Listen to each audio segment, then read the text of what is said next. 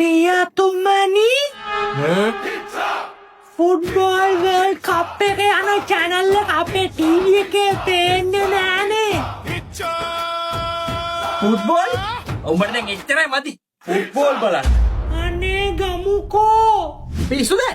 මුලින් විභාග කරන් ඉඳපන්. ෆුට්බෝල් බලන්න. මේකගේ ආසාවන යන්නේ ඔන්න ඔහේ අරන් දෙමු. Thank you මමි.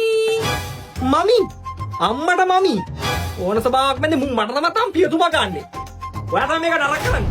පොඩි එකාගේ ආසාවන යන්නේ විභාග කරගන්න තෝ මූ නොමගගේ තවක කියන්නේ ඔයාද? ෆුට්බෝල් බැලුවා කියලා කවුදනේ නොමග යන්නේ? එහෙනම් අම්මයි පුතයි ඕන දෙයක් කරගත්ත දෙයක්. මූ විභාග කරගත්තේ නැත්තම් ඔයා තමයි ඈ. මෙන්න මේකේ ඔන් කරගනි. 870 WhatsApp message දාපන්. channel එකේ අංක දන්නේ නෑනේ. ඒක ඉතින් මම දන්නේ නැහැ. සුනිල් නම් බලනවලු.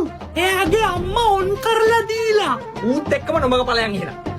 ඕකේ සුනිල් මාම කියලා නම්බර් එක සේව් කරලා දිගනින් කෝල් එක. Hello Siri. Call Sunil mommy. Calling Sugar Mommy. ඈ? මොකක්? Sugar mommy? පියතුමා නම් නොමග ගිහින් වගේ. කවුද මිනිහා සුගර් මමී කියලා සේව් කරන් ඉන්නේ? විශාල කරදරයක් වුණා නේ. කලවලට දෙනවා අලුත් දේශා.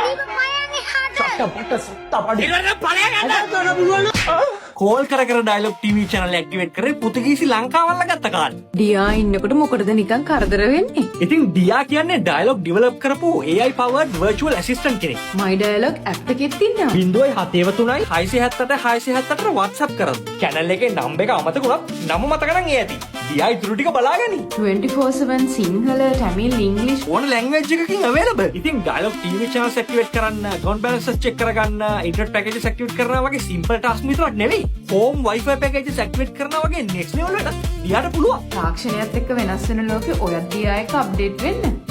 shit මට තිබුණේ ඩියාට කියලා channel එක activate කරගන්න. එහෙනම් ඔළුව පැලෙන්නෙත් නැහැනේ. කවුද ඩියා? තව සුගර් මමී කෙනෙක්ද?